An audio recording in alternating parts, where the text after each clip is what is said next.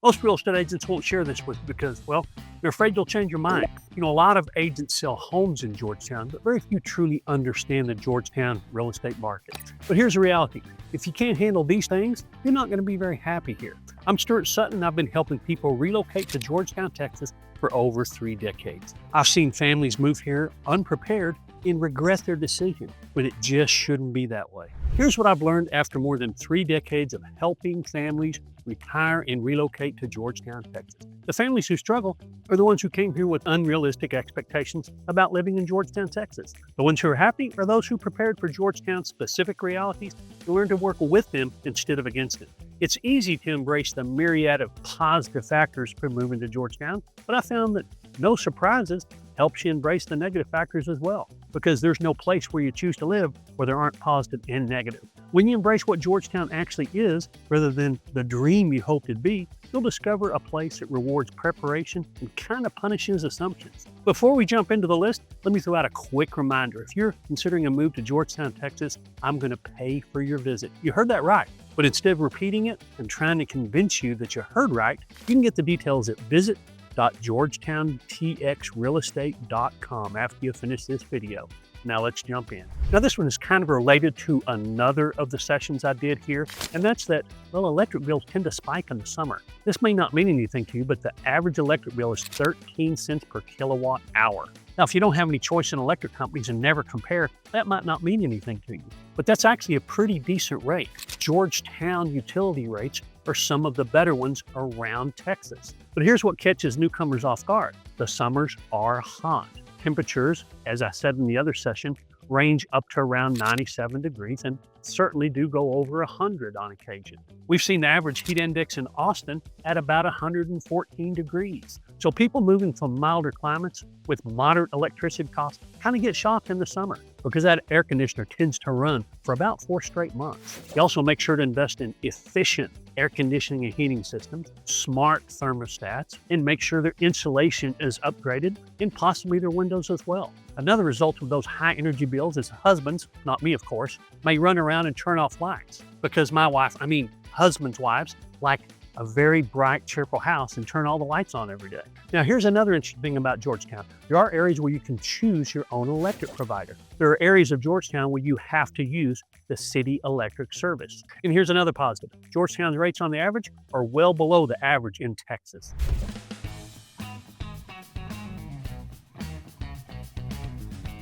If you've looked into Texas at all, this one won't surprise you. Homeowners in Georgetown pay an estimated $6,189 a year in property tax. That's on a median home worth just shy of $400,000. Effective tax rates in Georgetown can range from 1.55% to over 2.6%. In Williamson County as a whole, most of the rates run between 1.9 to 2.2. There's no doubt Texas property taxes are high. But Georgetown's rates are favorable compared to other central Texas cities. But be very cautious. If you're retiring in Georgetown and living outside of a 55 plus community, there are master plan communities where the rates can be 2.2, 2.5, 2.6 or more. So be sure you know the rate before you make an offer. But one more time, be sure to factor property taxes into your total housing budget from day one. And then when you close, be absolutely sure to file for your homestead exemption because that does save you a little on your taxes. And of course, if you're retiring here, you're over 65, that 65 exemption does freeze your taxes so they won't continue to increase. And of course, our property taxes do fund our schools, infrastructure, and all the things that benefit the quality of life that you have here in Georgetown, Texas. I've got a simple spreadsheet that shows you the cost of living in the different areas of Georgetown, including those property taxes. It's a simple spreadsheet, but it's extremely helpful. I get asked for it all the time. It's in the Ultimate Retirement Guide for Georgetown, Texas. So download that anytime, no hassle, no obligation. Another very real challenge when you move to Georgetown, Texas is the Austin commute reality. You see, the commute to Austin is an absolute piece of cake, except during high traffic. And that's 7 a.m. to 7 p.m. Just kidding, it's really not. I go to Austin quite often and I avoid going before 9:30 or after 2:30. Anybody who needs to travel to Austin's urban core really ought to plan for that I-35 commute or that Ronald Reagan commute and plan it well. Because if you don't, it can take some extra time. Retirees who are still actually doing some work or have a spouse that works need to take that into consideration. A Georgetown home might mean commuting once, twice, 3 times a week with hybrid work changes. Now, I help a lot of people move to Georgetown, Texas to retire, and you typically don't have to go to Austin unless you want to. You do it on your schedule. Now, there is an upside. CARTS has launched a new computer route as of March the 26th, and it goes directly to downtown Austin, giving you an alternative to driving. If you still have to go into Austin during rush hour, just plan for 50 to 75 minutes. Where you locate in Georgetown, Texas can literally mean 15 to 20 minutes off of one way, which would add up to 30 to 40 minutes on a 2-way commute. You may as well know now that Georgetown, Texas will be hot in the summer. The hottest periods are early and mid-June through late August. Average maximum daytime temperatures, 97 degrees Fahrenheit. And it does reach over 100 several days during the month. People from northern climates kind of underestimate the psychological and physical impact of the months where you can't comfortably stay outside during daylight hours. Now, the heat doesn't just affect your comfort, it also affects your lifestyle, your energy bill, your vehicle maintenance. You see, you learn to buy vehicles that have great air conditioners. And when you buy one that doesn't, you trade it in and get one that does. And you tend to manage your life through that summer heat. You stay indoors, kind of like up north, they stay indoors during the heavy winter months. You do things that will help you utility bills, efficiency in the air conditioning, efficiency in the windows, efficiency in the insulation. Then you plan your days around it. I take my German Shepherd for a walk early morning and we're just fine. And of course, the reward is that when fall arrives, winter and spring, the temperatures are fantastic.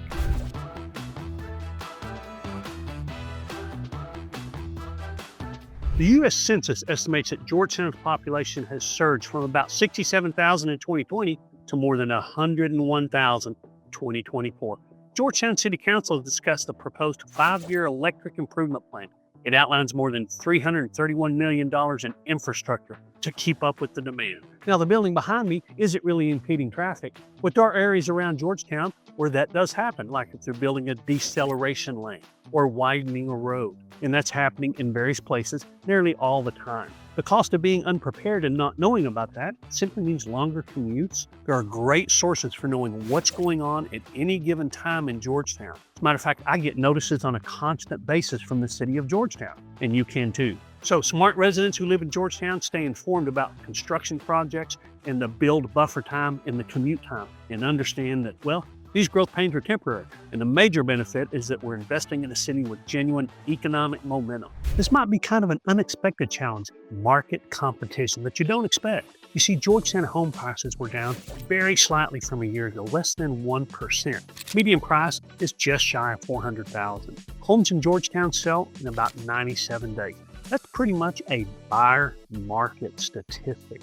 Georgetown seems to be in buyer market territory. The list to price ratio, that's what a buyer's willing to pay compared to asking price, is about 97.4%, which puts that directly into normal market statistics. So buyers can get mixed bags of signals because that's exactly what's going on in Georgetown, a mixed bag of signals. What it boils down to, though, is that overall the market is kind of plodding along. It is a buyer's market, but there are particular houses in particular areas that when homes hit the market, they move fairly quickly. And buyers are often unprepared for that. And that can mean losing a home in one of your preferred neighborhoods, a home that fits you well, just because you weren't ready to make that decision or didn't think that you needed to make a quick decision.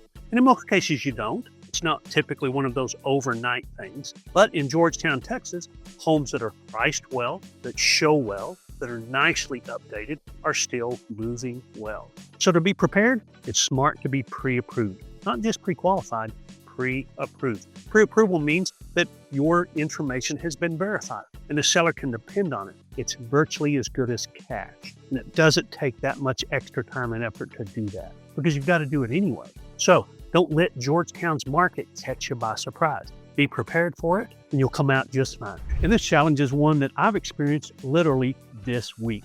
Georgetown, Texas, and actually around Central Texas, the weather is dramatically different in one day. Yes, I've had many situations where I've ended up in the mid-afternoon with a sweater on with 82-degree weather because when I started that morning, it was 40 degrees. So you see swings in a single day that you might be unprepared for. Even being here as long as I have, I sometimes forget. So that's something that you need to prepare for. Could be 40 degrees in the morning and 80 degrees in the afternoon. I'm not saying we're the only area of the country that experiences that, but if you're in an area that is predictable, when you come to Texas, it's unpredictable. So last week alone, we had heavy thunderstorms all morning long and a beautiful sunny day all afternoon. So the unpredictability of the weather is really kind of a running joke around Texas, and especially in Central Texas. A lot of people ask about the humidity. The humidity in this area is, I would call, mid-level. I grew up in West Texas, which is very, very dry, like Arizona, because it is like the desert. Houston, Texas is very humid. Georgetown, Texas isn't for everybody, but it is for a lot of people, as evidenced by the sheer growth. And those that come to Georgetown, Texas with accurate expectations absolutely love it here. As a matter of fact, I've got a video on this channel that shows you how much people truly love Georgetown, Texas, who live here. If you're considering a move to Georgetown, Texas, let me remind you one more time that I do pay for your visit to Georgetown. Check out the details at visit.georgetowntxrealestate.com. Hope to have the opportunity to meet you, and remember, it's your choice, so make it a powerful day.